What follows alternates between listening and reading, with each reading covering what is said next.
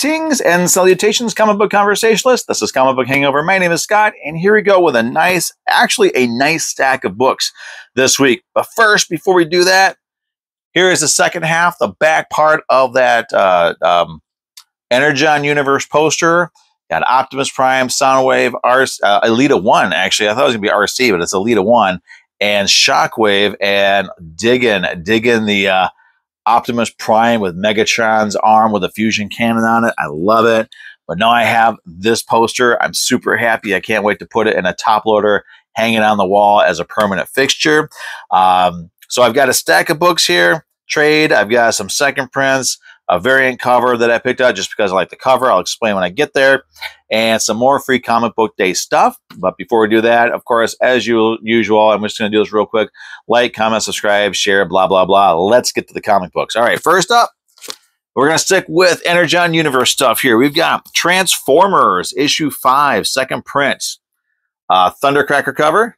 There you go. I love these covers. I'm still getting them all. And then we have issue 5 Transformers. We have the RC cover. Love that cover as well. I wasn't too sure about it at first, but I'm glad I picked it up. I love it. And then we have issue 6, issue 5 and 6, second prints. Both came out this week. I really wish they wouldn't do that because it gets expensive. But we have the Autobot cover for this one is Wheeljack, a real nice rendition of Wheeljack there. I love that. Never been one of my absolute favorite characters, but he's a solid character, and he's always there when you need him. I also picked up the Decepticon variant of that, and that is Devastator. You gotta love some Devastator stuff. Actually, we're gonna put the books on this side this time. There you go. There's some Devastator goodness for you. I love that. Very well done. Brilliant. This one here was a last minute pickup. This is the Doom one shot. I got the regular cover for it. This is a $7 book. And a neat premise. Actually, I think out of all the books I picked up, this is the only one I've had a chance to read. A neat premise that's just basically, it takes place in like a alternate future where, you know, Galactus is tired of waiting for his ultimate purpose to be fulfilled. And his ultimate purpose, as it was explained a long time ago, was he's from the previous universe, from the current the current Marvel universe, and he's the last survivor. So he became, went from Gallon to becoming Galactus. So he went from being like a regular humanoid to Galactus in our universe. And his purpose was to, devour all the planets. And when he's done devouring the planets, then he becomes the Big Bang and creates the next universe. He got tired of waiting for that, so he kind of sped up the process a little bit. And this one here, you got Doom that is trying to stop him using, Doom's methods. The problem is the ending sucks. The book itself is really interesting. It's a nice, thick book. I mean, it's not a thin one shot, but the ending of it, I gotta be honest, I did not like the end. And normally I like an ending for a book that doesn't really give you everything, that kind of leaves you hanging and lets you decide what's going to happen. But this is one of those stories where it works better to have an ending, because this is the end of the modern era Marvel universe. So having an open ending like that, it just sucks. It was a really bad ending. But up to the ending, it was still a really good read. So there you go. There's that. Facsimile edition, Amazing Spider-Man 256. I do have the original for this. At least I did. I don't know if I sold it or not, but I had the original for this. So I'm grabbing all this entire year's worth of reprints that Marvel is doing for these. So real quickly, and again, as always, the 3 things you want to look for when you're picking up a facsimile edition, or you're seeing something like this for a real cheap price, you want to check and make sure the sale price, the cover price rather. You want to look at the UPC, which is always going to be sort of a thinner UPC and will always hug the spine or the end of the book and the bottom, and the modern era Marvel logo. It's always going to be on there. So other than that, those are the things you want to check out. So if those aren't on there, you're getting an original. Here's the book that I picked up just because of the cover. I'm not a Carnage reader. I'm actually not much of a fan of Carnage anymore.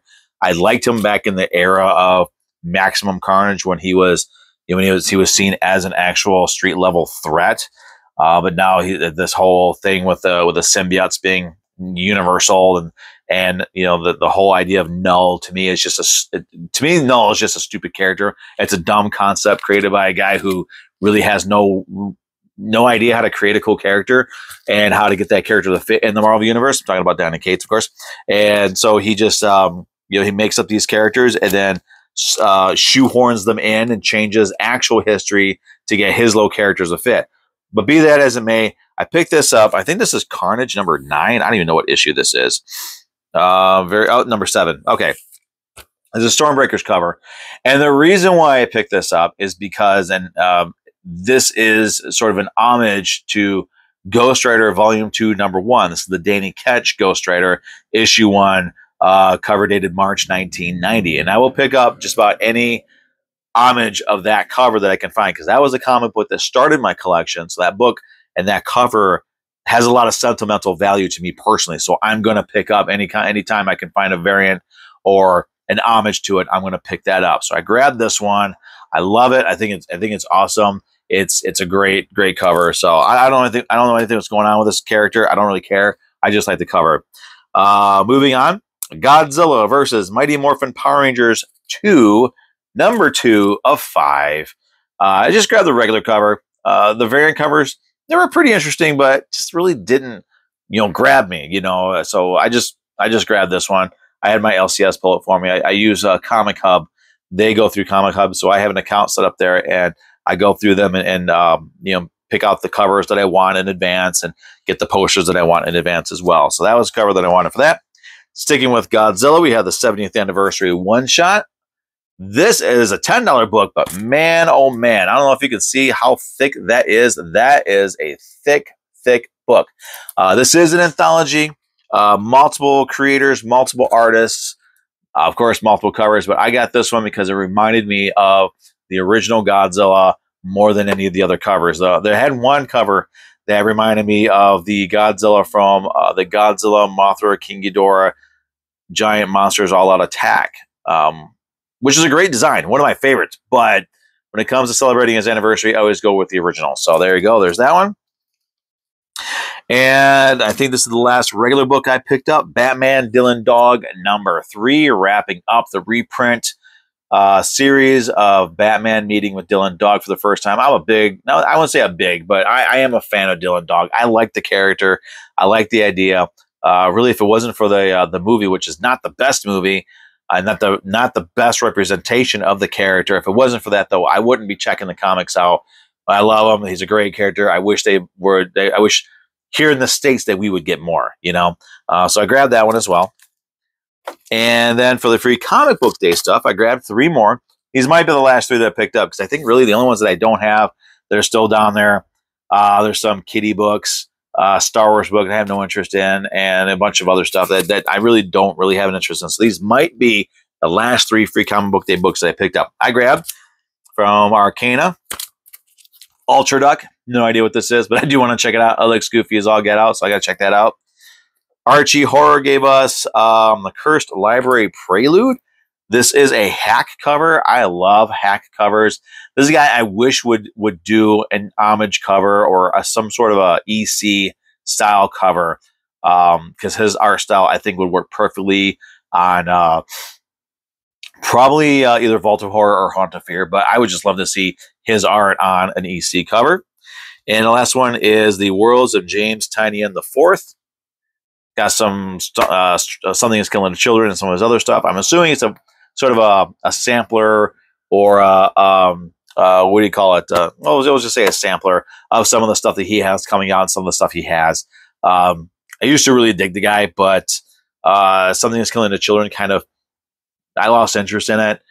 House of Slaughter, I really didn't have interest in from the beginning. I didn't like the way they represented the characters in it. And what was the other one? The other one he had was The House on the Lake. The first 6 issues were all right, but I dropped it after the first 6 issues. I didn't even finish the series. But still, I mean, I really can't say anything bad about him, because the first 20 issues or so of Something is Killing Children are still some of the best books I've read, and he knows how to pick a good artist for his stuff. So I got that one. And finally, the trade paperback I got this week is Weird Fantasy EC Archives, Weird Fantasy Volume 3, collecting issues 13 through 18. There you go. EC Archives, great stuff. These are the issues that it collects on the back, issues 13 through 18. And I love flipping through these. I can't wait to dig in these. I've got pretty much, yeah, I think I've got all of them that they've been putting out. I get the horror, the suspense stories, and the sci-fi stories, and just absolutely love them. Over on my Facebook page, Comic Book Hangover, I've been taking pictures of these. So other than the ones I have in storage, I think it's just Tales from the Crypt, volumes 1 and 2, and I think I have A Haunt of Fear, and maybe one of the science fiction books. There's maybe like 3 or 4 that I have in storage, but the bulk of them are on my Comic Book Hangover Facebook page. You can see which ones I've collected over the past couple of years. So those are all the books that I picked up this week.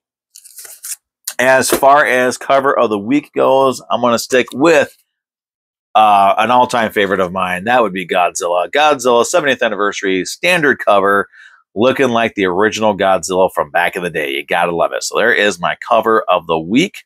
There you go. And hopefully within the next couple of days, I have a chance to read that because it's been pretty busy. But that said, everybody, hope you had a great new comic book day. And I hope you still are able to go back and grab some free comic book day stuff. Like I said, my LCS keeps them up for about a month or so, or until they run out, whichever happens first. And I can, grab more if I want. But I think I'm done with those now. I should have grabbed the Conan one, but I'm not really a big fan of Conan anyway, so there's no point in having it. And yeah, that's it. That's all I got. So nice stack this week. Thanks for watching, everybody. Thanks for tuning in, and thank you again for your continued support. I love the fact that I'm getting a few more views each week. And if we get some more likes to match those views, that would be awesome. But I'll see everybody next week with another stack of new comic books. Probably won't be as big.